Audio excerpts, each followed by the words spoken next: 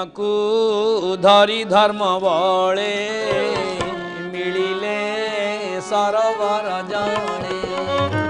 कार्तिक व्रत कथाए शुण सुजने मन दे तही नो हिला जहू ठाबो मीन डाकिला रख जीव संसार मध्य जेते धर्म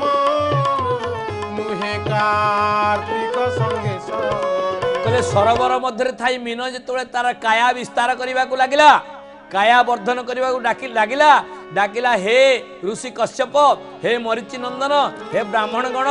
मोर ए सरोवर रे मो काया धरु नाही आपण माने मो जीव को रक्षा करंतु मते मो काया धरिबा भली स्थान रे छाड़ी दियंतु या सुनी ब्राह्मण कश्यप एवं ऋषिगण माने समस्त आश्चर्य हो गले मीनकु सरोवर नेई गभीर नदी मार्गे थोई कार्तिक व्रत कथाए शुण सुजने मन दे जेतेबेले नदी गर्भरे सरोवर नहीं नदी गर्भरे मीन को रखती नदी गर्भर जो से मीन काया विस्तार करने को लगिला ताकू देखी कश्यप आदि ऋषिगण माने समस्ते आश्चर्य हो गले तही पुरिला मीन काया विप्र जानिले विष्णु माया कार्तिक व्रत कथाए शुण सुजने मन दे वेद वचने स्तुति गाई मच्छकु सिंधु जले नहीं संसार मध्य जेते धर्म नुहे कार्तिक संगे जेतेबेले सरोवर नदी नदी रे जेतेबेले का विस्तार करी विराट रूप धारण करने लगिला कश्यप ऋषि उपलब्धि कले अनुभव कले ये विष्णुकर माया ये माया रूप न होइतिले ए प्रकार काया से देखै पारंत नाही कहले मते सेही रूप देखा हरि मोते सेही रूप देखा हरि जेही रूपे बळी द्वारे जेही रूपे बळी द्वारे हेल भिकारी मते सेही रूप देखा हरि मोते सेही रूप देखा हरि कश्यप मने मने चिंता कले जो बड़ी की द्वार रे दान मागिया को जाइथिबा बामन बालक तीन पादरे स्वर्ग मर्त्य पाताल को मापिथिला एवं गर्भरु प्रकाश करथिबा पादरे बड़ी को पाताल को पेशीथिले सेही प्रभु विष्णु माया बलरे ए प्रकार शरीर धारण करथिले बोली चिंता करी कश्यप आदि ऋषि माने मीनवतार प्रभु को स्तुति करने को लगिले देवंक हिते दईतारी सागरे विश्वरूप धरी कार्तिक व्रत कथाए शुण सुजने मन दे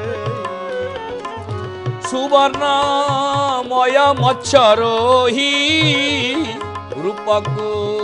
प्रतितुल्य नाही संसार मध्य जेते धर्म नुहे कार्तिक संगे रंग अधर रंग पृष्ठ मेरु माने महामोट काटिले संसार बंधन पाइबू श्री मधुसूदन कहले विराट रोही माछ मेरु पर्वत भली जार बपु विराट का शरीर रंग अधर नाली चरचर होउची चिक चिक मारुची ताकू देखी कश्यप आदि ऋषि माने आश्चर्य रे से मीन रूपी प्रभु को प्रणाम कले कहले गिरीश दृश पुच्छमान गर्जने आवृत गगन कार्तिक व्रत कथाए शुण सुजने मन दे प्रभु जेतोले मीन अवतार रे विराट काय रूप धारण करी गर्जन करने को लगिले तांकर लांजरे पवन प्रकम्पित है सिंधु जल प्रकम्पित है जमी प्रलय आसूची से प्रकार अनुमान कले कश्यप ऋषि प्रकम्पित कले समुद्र को सिंधु प्रकम्पित हेले एवं तार अवस्था देखी सिंधुरे भयावह रोहिंकर ए प्रकार रूप देखी कश्यप आदि ऋषि माने काकुस्थ होई समुद्र कूल स्तुति करने लगे प्रभु को ग्रह नक्षत्र मेघमाळे रही न पारी अंतराळे कार्तिक व्रत कथा एही शुण सुजने मन दे निश्वास पवन बतासे पर्वते उड़िले आकाशे संसार मध्य जेते धर्म नुहे कार्तिक संगे समुद्रे पशी महामीन चहटी करई गर्जन काटिले संसार बंधन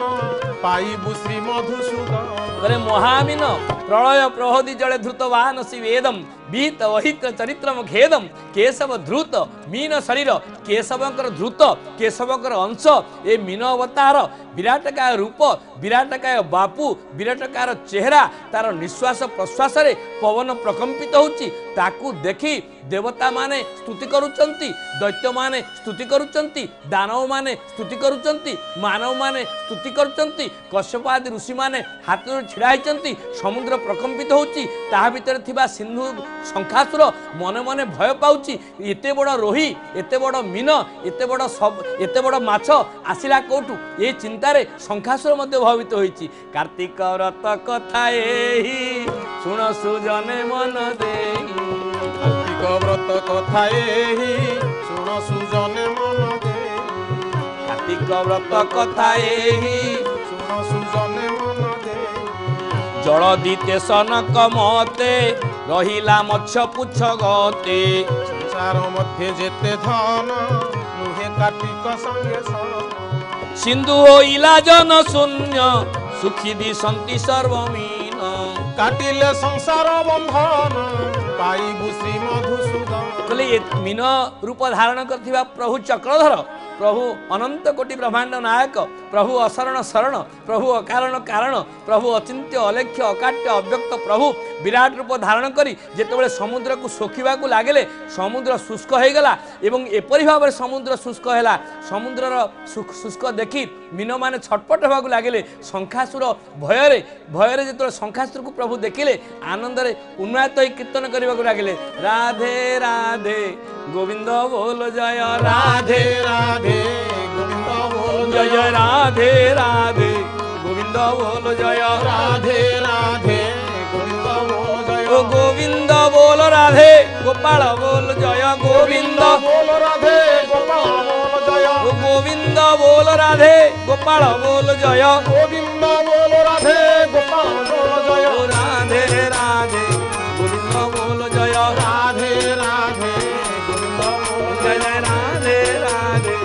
गोविंद बोल जय राधे राधे गोविंद बोल जय ए गोविंद बोल राधे गोपाल बोल जय गोविंद बोल राधे गोपाल बोल जय हे राधे राधे गोविंद बोल जय राधे राधे राधे